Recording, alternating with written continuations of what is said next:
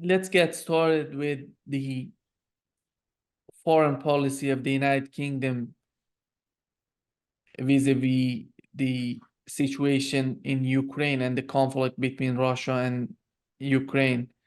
When this conflict started in Ukraine, we've seen that in the European Union, we had Poland much more aggressive toward Russia. As the time went by, we are witnessing that the United Kingdom is playing a more radical policy toward Russia, because Poland, we had some political changes in Poland that's why that could be the reason of getting more, just fading away from the rhetoric that they have been practicing in those days when this conflict started.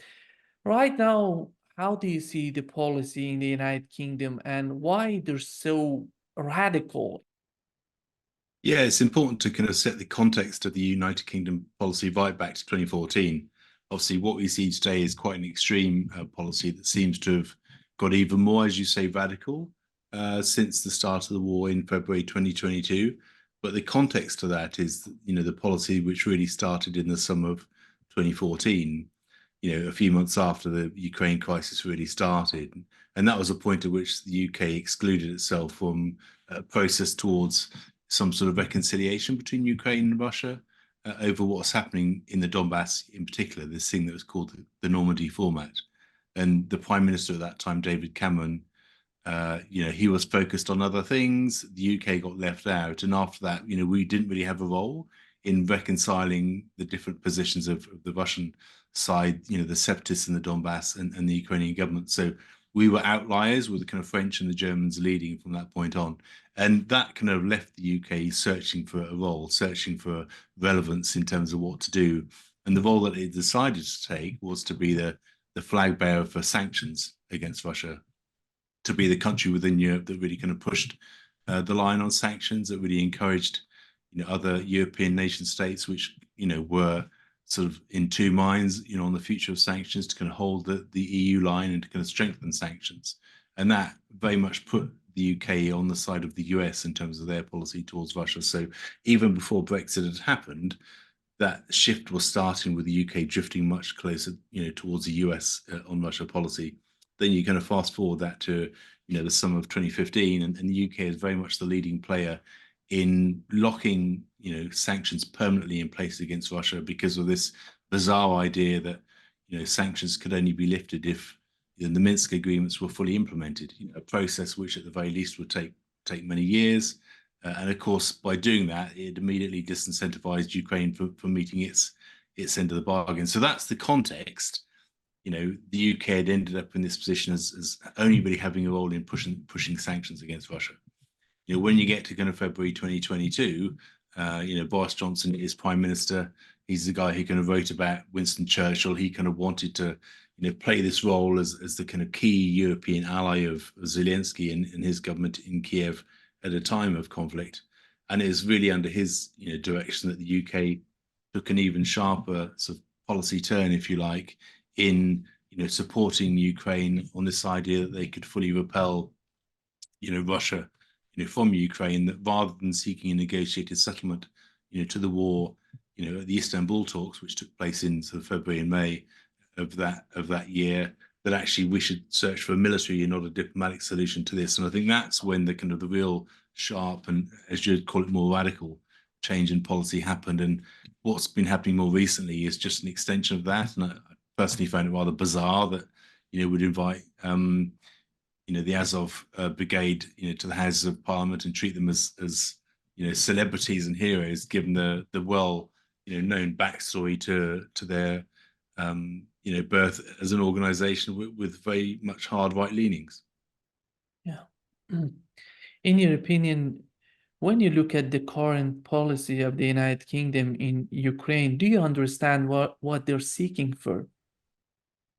Well, they're clinging on to this belief that Ukraine can somehow secure a military settlement to this conflict, by which that means the full expulsion of Russian troops from Ukrainian territory, which is completely unrealistic. Without any direct NATO military involvement, that is clearly never never going to happen. You know, the UK is clinging to this Zelensky 10-point formula. 3 of the points are unachievable.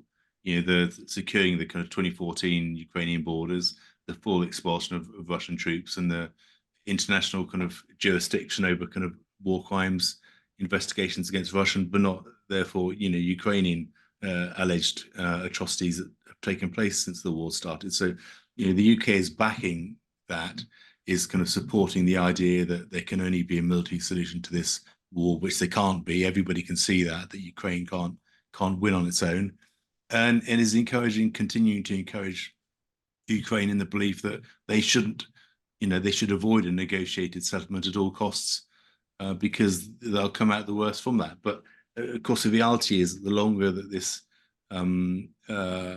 delusion, you know, continues, that there can only be a military solution to this conflict, you know, the worse the conditions of any negotiated settlement for Ukraine, you know, will be as and when that happens.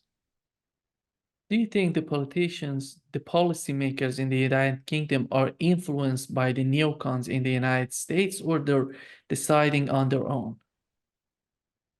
They've absolutely been influenced by the neocons, you know, on the US side of the house. You know, if you go right back to 2014, people like Victoria Nuland and Dan Freed, who are really the key kind of drivers of decision making on US foreign policy, you know, back at that time, around the time of the Maidan, you know, protests, you know, they had a direct phone line into King Charles Street, you know, the Foreign Office in London, and they seemed to be kind of calling the shots and all the kind of the ideas that were coming out of the UK government about what they should do. So, you know, right from the very beginning in you know 2014, you know, the neocons have been shaping some policy. As soon as Biden came, you know, to power, you know, he just kind of reinstated that hardline neocon position. He reinstated Victoria Nuland in her role. You know, she'd been sidelined, you know, during the Trump administration, and we were back to, you know, really kind of tough US position, which led to a very quick escalation of tensions between Ukraine and Russia, which ultimately, you know, ended up in this needless war, which started in February 2022. So yeah, the neocon influence is absolutely. I mean, Nuland has been sidelined, but you know, Biden's still there. You know, Jake Sullivan, you know, who was also involved back in 2014. So even though Victoria Nuland has gone, the neocon line persists, and the UK just kind of follows, it seems, what the US want to do. Yeah. We've been in this conflict more than 2 years. Right now, we had the results coming out of the parliamentary elections in the European Union. That shows how unpopular are some of these leaders who were so much in favor of the conflict in Ukraine and supporting Ukraine. Macron, Olaf Scholz, and Sunak is not in a good position right now. He's not in a good shape right now. Right now, these new results would make any sort of difference in their views. Yeah, certainly. You look at Germany, the AfD and the BSW, the far left, far right kind of parties are both against the continuance of this war. And I wonder slightly whether, you know, the move towards more nationalist parties is a move towards kind of parties that ultimately repudiate the need for kind of a permanent war with Europe's biggest neighbor, which is Russia. So that is interesting for me, because actually these parties are saying, well, no, you know, we need to kind of rethink the policy that we've had unchanged for 10 years. I mean, this policy has been the same for a whole decade. You know, it hasn't worked. We can't just continue to repeat the mistakes we've been making for the past 10 years and only blame Russia for all of the bad things that have happened. You know, maybe we should take a step back and say, well, actually, should we not rather talk instead of just having this kind of self-fulfilling mental dialogue with ourselves, that every time we do something that upsets the Russians and things get worse, that it's somehow the Russians' fault. But actually, that's not going to solve anything. The only way to see a resolution of this conflict is for Ukraine and Russia to sit down together and actually find a negotiated settlement. That is the only way out of this. You know, you can't find peace by completely excluding Russia. That is never going to work. You know, Russia's networks across the globe, you know, not including Europe, which have largely completely exploded and destroyed, you know, by what's happened over the past decade. You know, Russia still has very strong networks in Africa, in Latin America, obviously in Asia with China, strong relationships with India. They don't really need Europe anymore. They're moving away. So actually, really, you know, we're never going to isolate Russia anyway. It's time for European leaders to take a step back and say, well, we really should start to talk rather than thinking we can just achieve anything through a decisive military approach. In the United Kingdom, do they really consider Russia as part of the European Union or as a part of the Europe? In your opinion, what's behind the scene when they're talking about their policy toward Russia in the aftermath of any sort of political settlement in Ukraine? Well, we have, practically speaking, no relationship with Russia now. You know, we have a diplomatic representation in Moscow, and Russia has a diplomatic representation in the UK, but we practically never talk at a political level. So we have no influence over Russia, and Russia very clearly has no influence over us, because anything which suggests, you know, an alternative viewpoint on UK foreign policy is just not acceptable, you know, in the mainstream media. But I think, you know, the truth is that there's very little knowledge and understanding of Russia in the UK system, in the UK governmental system. You know, I think the Foreign Office is disinvested in its ability to understand Russia and make sense of Russia and talk to Russia, you know, over many decades. And we're seeing that now through the very poor decision making and advice that is given to UK kind of government ministers.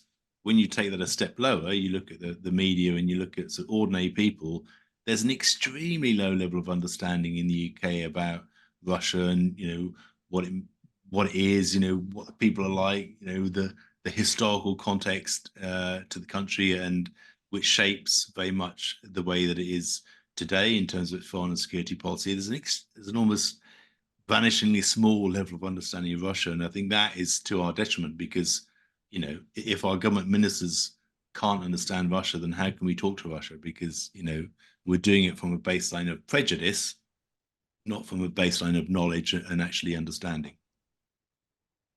Many people think that there is some sort of historic animosity in the United Kingdom toward Russia.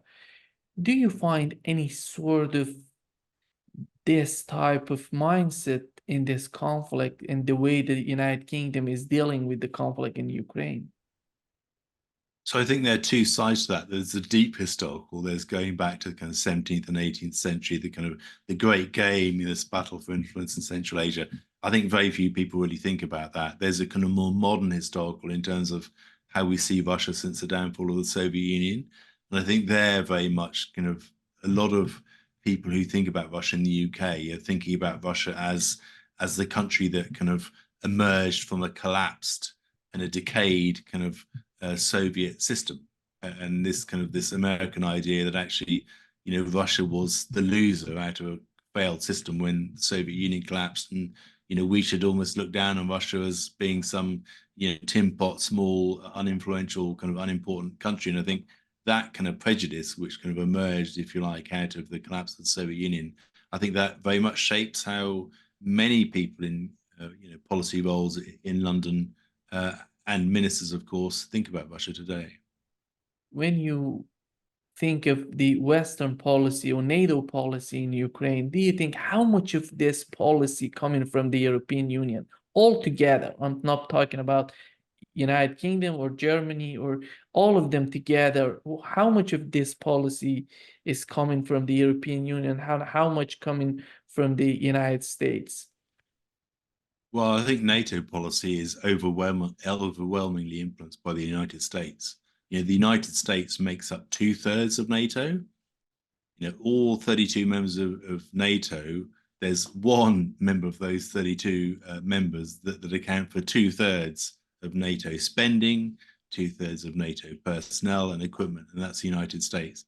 And, you know, NATO may well have a kind of unelected Norwegian kind of potentate as its head, but in fact, it's clear that the people who pull the strings in NATO are the US, because by a very long way, they have by far the biggest stake in NATO.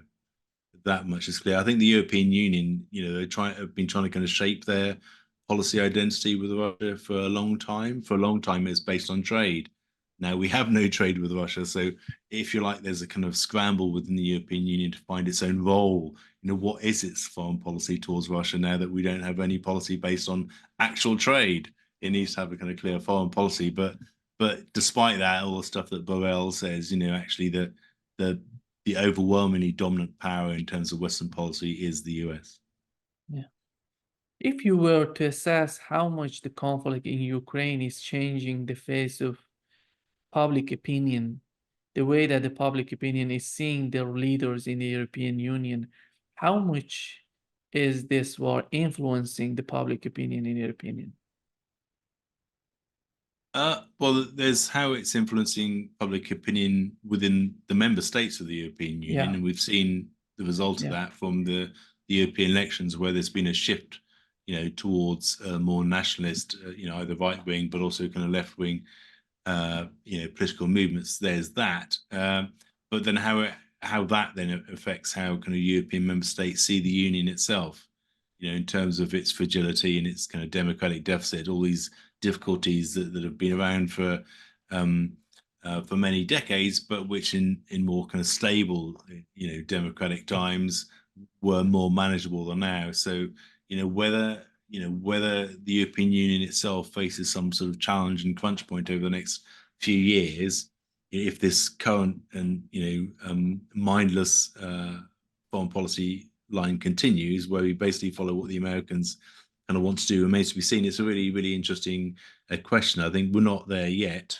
The European Union is forever in some tumble of intrigue about what's happening with von der Leyen, and will she sustain another term and that sort of stuff. Well, that's normal European Union kind of politics. It doesn't yet feel that we're at a crisis point with the European Union, but I think the longer this needless kind of war in Ukraine continues, the more of an issue that will become, particularly on the back of the European parliamentary elections. when we talk about the policy in the United Kingdom, there are many people who believe that the United Kingdom, the policymakers in the United Kingdom are running the show. But in my opinion, that's totally delusional, because we know that the United Kingdom, in the United States, they have been behaving, how they have been treating the European Union all these years. But when it comes to these type of theories, do you think, is there any sort of reality behind these theories? Is there anything to say about how the policymakers in the United Kingdom are influencing the neocons in the United States? Well, I think having seen it close up, having been within the Foreign Service for many years, 10 years of the conflict itself, the UK has practically no influence over neocons. It's a one-way kind of valve in terms of influence. It may be that our views kind of largely mirror, but when push comes to shove, if we want the US to make kind of concessions in some way, then actually the Americans will just follow their own national interests. If you look at the implementation of the Countering American Adversaries through Sanctions Act in 2017, there's real conflict and tension within the European Union about this giving the US extraterritorial kind of, ability to kind of punish European firms that had links with Russia. And, we engaged with the US, but, we expressed our views, but our ability to kind of influence that was extremely limited. And that, bill passed in the summer of 2017 with the consequences that we saw, this absolutely vast diplomatic tit for tat between the US and Russia. 755 people kicked out of the US diplomatic presence in Russia on the back of that. So, the Americans will basically kind of follow what they want to do. And, if we can influence, it tends to be in very small kind of steps around the edges of their thinking. Yeah. Because one of the reasons they're thinking this way was the negotiations between Russia and Ukraine in 2022, in April 2022 in Istanbul. They were negotiating, they were reaching a deal, but then Boris Johnson went there and just put an end to the negotiation. He said that if you're going to negotiate with Russia, we're not going to support you. And that's why people are thinking that the United Kingdom has a pretty important role in this whole situation. Do you think he did that because the United States was forcing him to do, or he did that because the foreign policy of United Kingdom was so convincing for him to go there and do that? No, I think I think Boris Johnson, fell under the spell of his own hubris, to be honest. He saw himself as some sort of Churchillian, figure wanting to support a country to kind of fight like the UK had fought against kind of Nazi Germany during the Blitz at the start of, the Second World War, and he saw his role as being the real stalwart supporter, of Ukraine. I think that's a role he very much took on for himself. But I don't necessarily, having said that, think that what he was suggesting differed in any way, frankly, from where the US kind of policy line was. I don't think he was doing it at the best of the US, but at the same time, I think what he was saying would have been no different from what the Americans would have said either. I mean, it took longer for the Americans to actually kind of pluck up the courage to travel to Ukraine after war had started, if you recall. So I think he did that under his own initiative, but he was essentially kind of parroting what the Americans would have said anyway had they got there first. Isn't that strange for you when you see they're celebrating D-Day without mentioning Russia and what Russia did against Nazis? And right now, because they don't seem to be that wise to accept the Russia's role in defeating Nazis, that right, how do you see the way they're talking about D-Day right now in the Western Hemisphere? I personally find it quite bizarre, and this isn't a new thing either. Remember, I mean, Russia was excluded from D-Day celebrations for some time before even the start of the war in 2022. I remember, there's a kind of a big celebration, in the UK a few years ago, and Russia was decorously kind of not invited, but the fact is that the Soviet Union played a huge role in defeating Nazi Germany. 27 million people in the Soviet Union were killed, during the Second World War. That's a figure that's completely unimaginable today, and it's far greater than tragic kind of Western losses during the war too. So to sort of airbrush out kind of Russian involvement in that important defeat of Nazi Germany, to me, is completely ludicrous. But it didn't just start this year in 2022. It's been happening for several years, and personally, I think it's quite ridiculous that we should exclude somebody at a time of reconciliation and remembrance. We're remembering the mistakes that Europe was engulfed in this kind of total war that killed millions and millions of people. That is a perfect time to actually come together in a spirit of reconciliation and talk. I think it's childish, frankly, in playground politics to just try and airbrush Russia out at the same time as inviting Zelensky, as some sort of wartime sort of conquering hero in his kind of black sweatshirt and his scruffy kind of trousers. I mean, it's totally ridiculous in my view, but and childish, and ultimately just hardens the Russian position. That they feel the West is against them, excluding them in everything: D-Day celebrations, sports, singing. The Eurovision, in this attempt to completely cancel, and it won't really work. It'll only kind of harden Russia's resolve, and that's a tragedy of this. None of this takes us forward towards a negotiated end, needless war. In your opinion, are we confusing ourselves with what's going on politically in the European Union together with the United Kingdom vis-a-vis what's going on right now, considering these new elections? Do you think that people are just talking about being right-wing, left-wing? Because we, at the same time, right now, we have a Slovakian Fico, he's a left-wing, and we have Orban, he's a right-wing. Both of them are so popular in their countries. It doesn't seem that the public opinion is seeking any sort of right-wing or left-wing. They're seeking some sort of policy that makes sense for them. That's why they are seeking an alternative for these called leftist leaders, who are not leftists, in my opinion.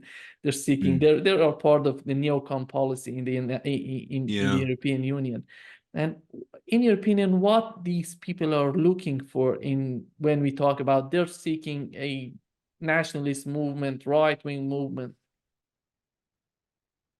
So there are different kind of threads to that, but as it relates to Russia in particular, in the Russia-Ukraine war, there's a real paradox at the heart of that, because actually the kind of whole European Union project is a project of internationalism. this idea that countries can come together. And Macron often talks about himself as an internationalist. This idea that you can embrace people from different countries, and the flip side is that nationalists, your Orbans and your Ficos and people like that, are against internationalism, and they're coming together peoples, from different. So we see in the nationalists, this rejection of migrants, from Syria, and other places. But the paradox is that actually the internationalists in the European Union completely reject, Russia, which is their biggest neighbor, and it's the nationalists, ironically, who are the ones that want to end the war and see the only way to end the war is for a negotiated settlement that involves the two warring parties talking to each other. And it's a huge paradox at the heart of this. I personally, like you, don't see the distinction between left and right. I see it between nationalism and internationalism. But we've got this weird, toxic and infected internationalism now where actually we talk to some countries, but we don't talk to other countries. And I think that's, the rotten core of where we've gone wrong with this. Yeah. And when it comes to, you wrote a book on the diplomacy of the United Kingdom, how it failed in Russia. And I'm going to put the link of your book in the description of this Thank video. you. But when it comes to the failed policy of the United Kingdom, what are the most important elements of this diplomacy that has failed in Russia? Well, the biggest failure was excluding ourselves from, the Normandy process around dialogue between, Russia and Ukraine and the separatists and the Donbass. And from that, our policy kind of went downhill from that. And what I mean by that was we just decided that we wouldn't talk to Russia. We'd minimize all engagement with Russia from the summer of 2014 through to today. So so that slide happened in 2014, but the underlying foundations of that, as I said before, was this disinvestment in skills and knowledge.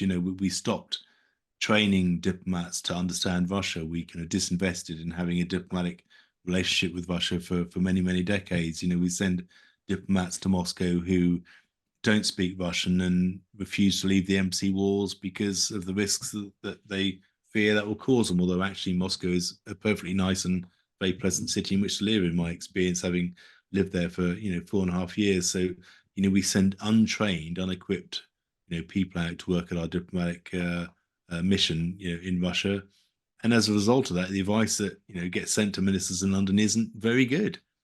We've got all these people sitting in the building, regurgitating BBC monitoring reports and putting sort of, Russian papers through Google Translate. And we've got low grade, poor quality advice, from our diplomats in Russia being sent to UK ministers who themselves have no background or real knowledge or understanding of Russia. So, the whole kind of basis and foundations of our, policy advice on Russia is built on very loose sand. And of course, the only experts on Russia that exist in the UK government circle are people who've been around the block since the downfall of the Soviet Union, whose ideas on Russia are kind of fixed from that time, this kind of degraded, depleted state, out of a decaying kind of Soviet empire to the reduced status that, Russia found itself in the early 90s. And these are the only people, who have any expertise in Russia, and they haven't been for many years because they're not allowed to visit anyway, because they all tend to have more hardline views on Russia. So, our ability to provide good quality, foreign policy has to be based on sound advice, really good analysis, meeting Russian people, talking to Russian decision makers, and all those kind of good things. But when your advice is rubbish, then your policy will be rubbish as well. And I think that's where we're at with UK foreign policy towards Russia. It's just rubbish, built on foundations of sand of untrained and ill-equipped diplomats. In your opinion, the problem with Russia in the West is the identity of Russia as a country, because we've seen that Russia has changed drastically since the collapse of the Soviet Union. They had Yeltsin, and after that, Putin in power. He's changing totally.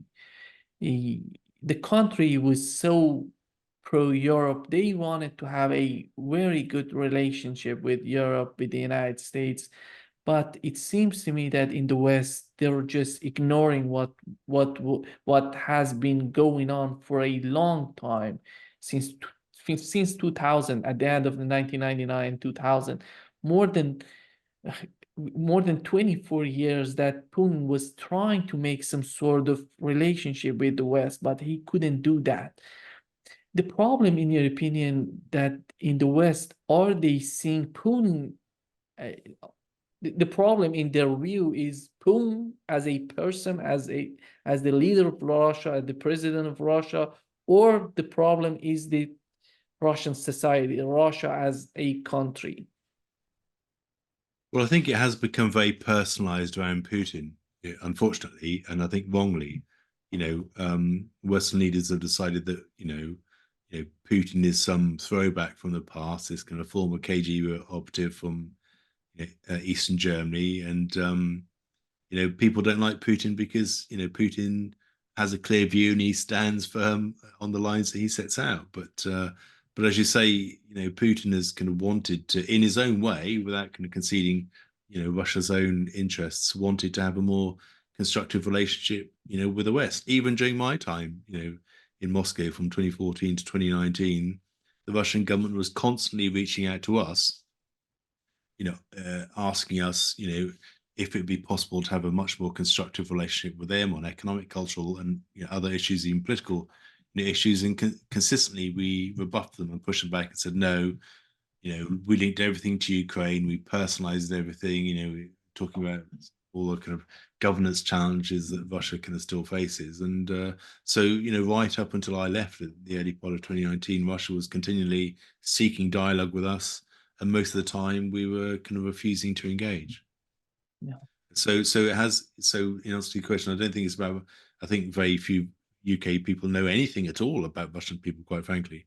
This whole thing has become very personalized, about Putin, and foreign policy shouldn't really work that way. Diplomacy isn't really, it shouldn't be personalized, whether it's not about liking somebody or not liking somebody, but Russia, has more nuclear weapons than any other country. It's still a significant regional power in its own right. We should talk to it anyway because it's a strong, regional kind of power, and it makes sense for us to do so to avoid these stupid conflicts that we've ended up in today. In your opinion, Russia has been or is having any sort of imperialistic ambitions toward Europe? Because in the European Union, they're talking about Russia is going to march toward Europe. They're seeking some sort of, they want to get, I don't know, Poland, Romania. They want to attack the eastern part of Europe. They're going to march toward the western part of Europe. And the question is why Russia would do that. What does Russia need? This is a huge country. Yeah.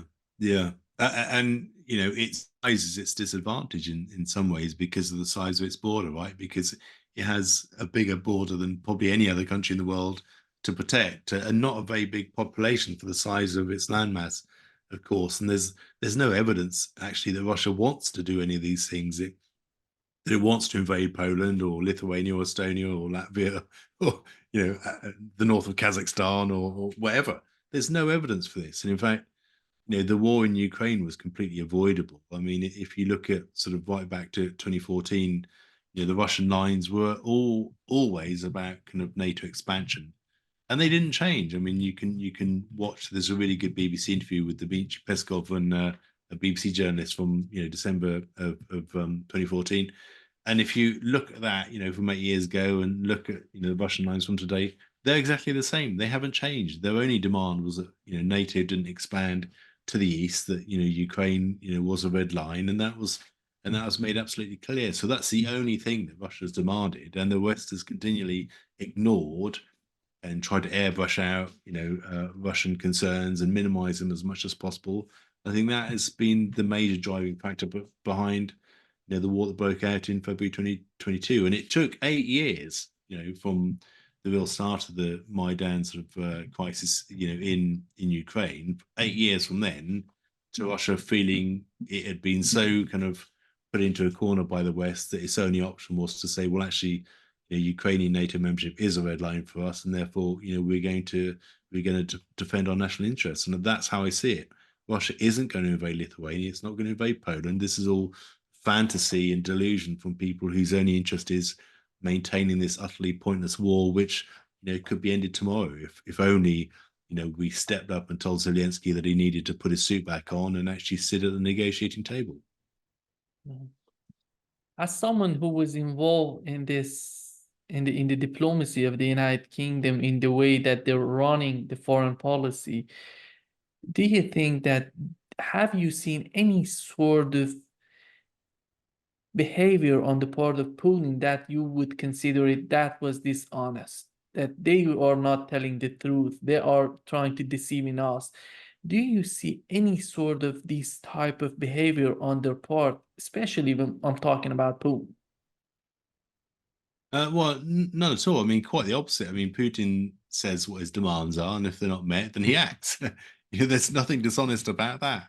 There's an absolute crystal clarity to that. Russia is, and Vladimir Putin has made his kind of red lines clear with complete honesty, and with complete honesty for many, many years now, and those lines have been ignored. So, is he dishonest? I mean, as Putin himself would say, who would you actually trust? I mean, this is a negotiation. You need to sit around the table, and clearly the West doesn't trust Putin. Putin doesn't trust us. I mean, there's a complete lack of trust. Trust is irrelevant. But I mean, what is proven by what's happened over the past 8 years is that Putin has set out his positions on NATO membership. They've been ignored, and Russia's acted, and that is the only truth, frankly, that you need to think about. Yeah. One of the important incidents of important event that has happened during this conflict in Ukraine was the sabotage of the Nord Stream pipeline. When it happened, I remember there was in Sky News, there was a professor, Michael Clark. He was explaining what has happened to what has happened in that sabotage. He was blaming Russia. He was talking, he was analyzing more than 10 minutes, convincing the audience that it was Russia behind this sabotage. Why there, in your opinion, how much they want to continue with this propaganda? Well, I think what happened with the Nord Stream 2 pipeline was a classic example of people jumping to conclusions with no evidence. In the day after that happened, there's so much news reporting, in the West that just assumed or presumed that Russia must have done this. There's a war in Ukraine. This pipeline has been blown up. This must have been a Russian act, and nobody had any evidence for this at all. They were just jumping on the bandwagon of propaganda, to use that term, to just get on the TV, to say something, say, oh, I'm really important, I've got opinions to say on this, but there's no evidence for this at all. And my first thought when this happened, the Nord Stream 2 pipeline blew up, was actually it's absolutely not in Russia's interest to do this. Really, for the past kind of 10 years that I've been involved in Russia, Russia worked incredibly hard to get that pipeline built, and it was actually against the face of Ukrainian resistance to it being built. Ukraine wanted to maintain sort of gas transit through Ukraine, where most of the, over 60% of the Russian gas was transported to Europe, paying Ukraine $3 billion a year in transit revenues every year. The European Union wanted to kind of block, the Nord Stream 2 pipeline. Well, not every state. I mean, obviously the Germans were very keen to kind of support the project. It was very much their initiative. But for example, the Poles, the Danes, the Balts, several countries, wanted to resist this.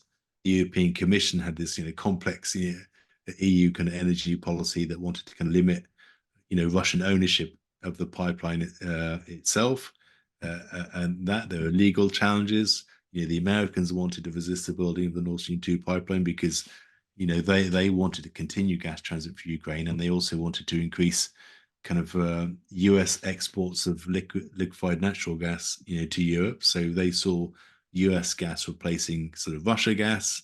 So actually, the only country that didn't have an interest in blowing up the Nord Stream 2 pipeline was Russia, and actually possibly Germany as well. So it never made sense to me that actually people would just jump to the conclusion, that actually it was Russia's fault. When actually the two people that should be at least analyzed and assessed first in any investigation will be the Ukrainians and the Americans. I mean, of course, it's all speculation anyway, because nobody's really kind of uncovered the truth, even though there's this leaked intelligence dossier in the US, suggesting that the Ukrainians did it. But that's for the Americans to kind of think about. But there's never been any evidence that Russia's done it. There's never been any evidence in my mind that Russia would want to do it. Quite the opposite. Yeah. We had this visit of Putin to China, in which at the end of this visit, it was a very important visit, I think, and it was after his inauguration in Russia. He went to China, and at the end, she was embracing Putin. That was huge when it comes to the political relations. And how do you interpret the relationship right now between Russia and China? Well, the most important thing to know about the Russia-China relationship is that it's an uneven relationship, and it will always be an uneven relationship. I mean, China is at least 10 times bigger than Russia in terms of population, in terms of economy, and so on. So, China is by far the most powerful partner. That's one thing. But nevertheless, Russia sees it's in its interest to have good relations with China. To China, there's kind of been a big boost in trade with China really since 2014, actually, with the onset of Western sanctions against Russia. So there's a big economic partnership there. But at the same time, there are kind of tensions in the relationship too, through Central Asia, where China is replacing Russian influence in Central Asian states through a flood of Chinese investment and Chinese trade into Central Asia. There are tensions in the partnership in terms of Russia's long-standing, very warm relations with India, for example, which has had a at times difficult relationship with China. What I see kind of Putin has always tried to do has been to kind of balance off having better relations, having good productive relations with China, while at the same time continuing to maintain good relations with India and other kind of countries in the global south through the BRICS format.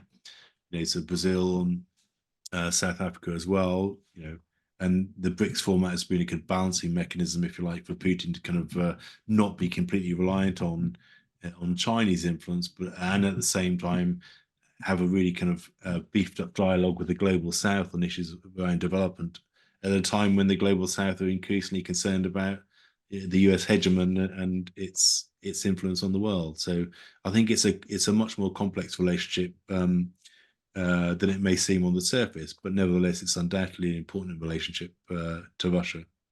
Yeah.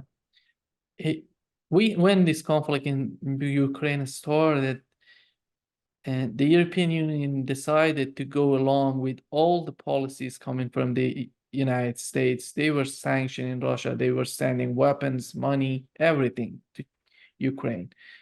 Right now, it seems that the conflict in Taiwan is getting much serious. And do you think how Europe can convince the United States that it's not in the benefit of the European Union to go after China, even sanction China? Because right now, just going after China, making some sort of economic wars with China, that would be huge for Europe, for the economy of Europe.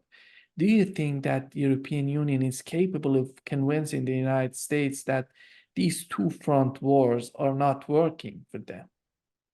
No, it's a short answer to that question. I don't think the EU has any ability to influence, what's happening in Taiwan and the South China Sea, have any influence over US thinking on that. US is very, very focused on the Pacific, and we're not a Pacific sort of regional grouping. The European Union isn't. We're not. We're in the Atlantic and so on. We're many, many thousands of miles away from China. It's very much kind of a US dispute more than it is ours. But you can see the European Union getting sucked into trade wars with China. This recent announcement of tariffs on electric vehicles and associated technologies and so on.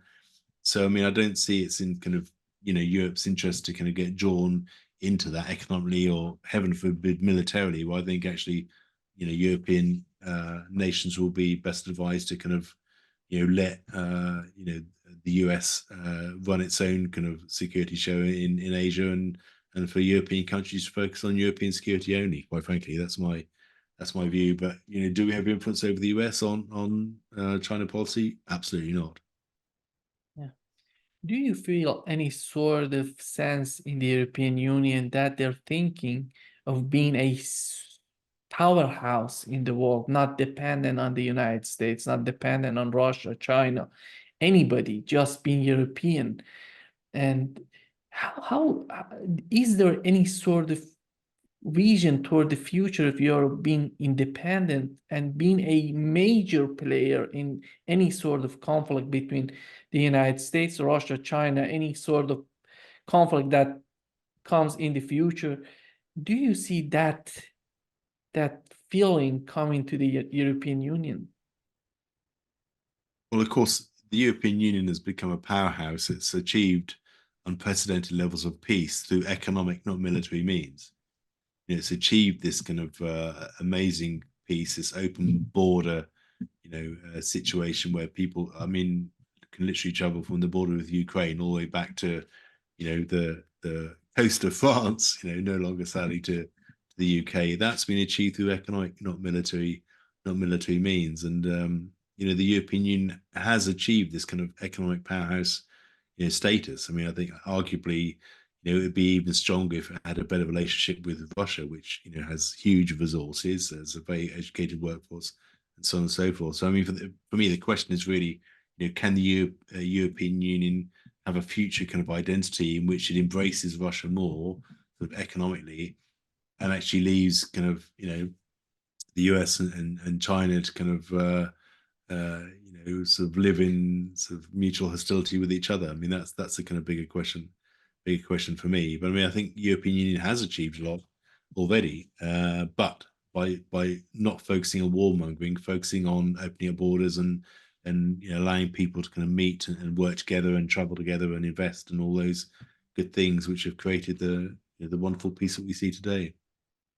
And there are many people, many experts who believe that European Union is a tool for the United States to use against Europe, just to control Europe. And do you think that European Union is helping the nations, the countries within the Union, or these people who are in power in the European Union are not considering any sort of policies that are not in the benefit of the European Union?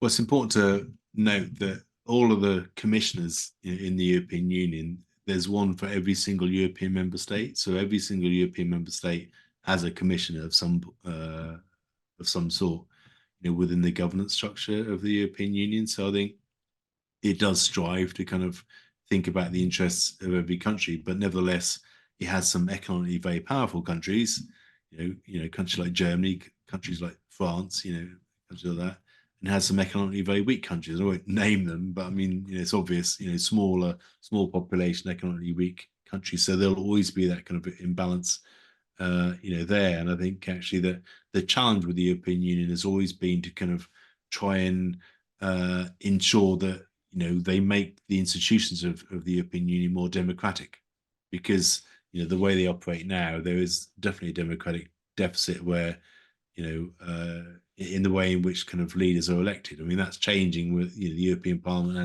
has a greater say now than before, but the challenge has always been internally to kind of make the institutions of the European Union sort of more democratic and more accountable to the peoples of Europe. It's hard enough within an individual country to have a parliament that's truly democratic and representing the interests of every member of the population. Think about it in this kind of big block of 27 different countries. It's a massive challenge. But nevertheless, I think they've achieved many good things. They have many huge kind of internal problems, but and I think this needless war with Ukraine is just adding to those problems. But I've never really seen the European Union as being a tool of the US. Quite the opposite. Everything that I've seen suggests that they want to be independent of US influence, even if they when it comes to security policy, aren't independent of the US because of America's weight within NATO, which, as I said at the top, accounts for 2/3 of its economic and military personnel strength. So that then raises the question about actually delinking Europe from NATO. Having a very specific European security identity, because anything that's linked to NATO will always have that kind of big red cross of kind of US dominance over it, quite frankly. So anything to kind of create a more discrete kind of European security identity, I think, would be helpful, but that doesn't seem likely to happen anytime soon. And in fact, the war is just kind of continuing this addiction to NATO, it seems to me. Yeah. One of the problems that I think is so serious is the threat coming from the nuclear war between the West and Russia. That's so important. That's so crucial to discuss right now, because the way that they're supporting Ukraine, the way that they're training Ukrainian, they're sending mercenaries to Ukraine, they're sending military advisors to Ukraine. It seems that we are heading towards some sort of escalations. And because, as you mentioned, we don't have any sort of negotiations, direct negotiations between the West and Putin and Russia. This conflict in Ukraine, this conventional war, maybe would be the last conventional war that we are witnessing right now, because we know any sort of conflict, direct conflict between superpowers would bring up the use of nuclear weapons. That's why it's so important for Europe to consider to have some sort of negotiations with Russia. Do you think, do they really consider Russia to be part of the security of Europe at the end of the day? Or they're gonna say, no, Russia is just far away, we're not gonna consider Russia as part of the security? Because one of the most important part of the agreement between, if you remember, in December 2021, Putin sent 2 letters to the NATO headquarters and to the Biden administration, was asking for a new architecture of to just revising the security of Europe, defining the concerns coming out of Russia. And do you think at the end of the day we're gonna get to a situation that we're gonna have Europe and Russia understanding each other and having a common ground to talk about these security problems that they're dealing with? Or Europe gonna just ignore and following what the United States is saying? Yeah, I mean, I certainly hope so. That won't happen while war is going on. It won't happen under the Biden administration, that's for sure. But maybe if there's a new kind of government in the US after that, will create more space for that to happen. One of the paradoxes here again is, and you're absolutely right. I mean, NATO has done everything possible to avoid getting sucked into a direct military battle with Russia because of the nuclear escalation risk that you correctly pointed out. But at the same time, while doing that, has actively stoked Ukraine to kind of have a really hostile and antagonistic policy towards Russia, with the results we see today, where Russia felt that it's in its interest to invade Ukraine. And what I call this is this kind of paradox between war or peace. The West hasn't wanted war. We've avoided a direct Western war with Russia, but we haven't wanted peace either. We haven't wanted there to be a settlement to these disputes that involve actually Ukraine and Russia sitting down together, talking about their disagreements and finding a mutually acceptable way forward. We've avoided the possibility of peace as well as avoiding the possibility of war. And I think, the longer time it goes on, the more unwinnable this, for Ukraine, this war appears. I mean, more people should say, well, now it's actually time for peace.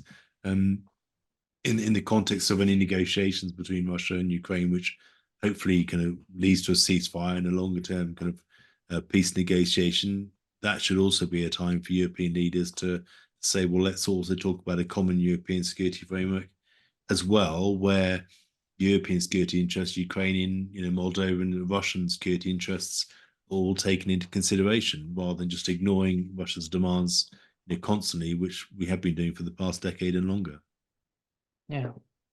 Just to wrap up this session, I want to ask about the future of Sunak in the United Kingdom. How do you see his future in the United Kingdom? I don't think he has one. I mean, I think before, I mean, let's be completely clear. For a very long time, I was a loyal Conservative voter, through to about actually was in Russia because of the direction of policy under kind of Theresa May in particular. So I now have no political affiliations. Let's be completely clear about that. But my background was Conservative, firstly. But I mean, I think any government has its kind of shelf life in the UK system. Now, the Tories in different guises have been in power for 14 years, and they've got a really bad reputation in the polls now because of various mistakes, having COVID parties, that sort of thing, bungling various things. And I think it was normal as part of the political cycle, democratic cycle in the UK, that the Tories would be up against it in terms of winning this election, which is ironic because after the last election, Boris Johnson had done so well that actually the Tories had an almost insurmountable, lead, which they've now thrown away. So I think when Sunak came to power, his prospects didn't look good anyway. I think most people assume that he's going to lose the election now. I think he's shot himself in the foot more recently by this. I don't know if you've seen it, this commemorations early to go back to the UK and do a TV political interview. So I think things were bad before the D-Day commemorations for Sunak. He's shot himself in the foot now with his really kind of thoughtless kind of blunder by leaving those moving celebrations early. And I think now the clock's ticking on his departure from 10 Downing Street. I can't see any kind of game-changing moment where the Labour Party are going to make such a massive mistake that they'll somehow undo, the kind of mistakes that have been made by this Conservative government over the past few years since COVID. So I don't really see he has a future. Lots of people think he'll just go and get some really high-profile job in Silicon Valley because he's a very, very smart guy, and I think in some ways he's been actually quite competent in some ways, kind of prime minister. But I think his time is up, and we'll soon be saying goodbye to him in a political sense. But that's just my personal view as a completely independent analyst on these things.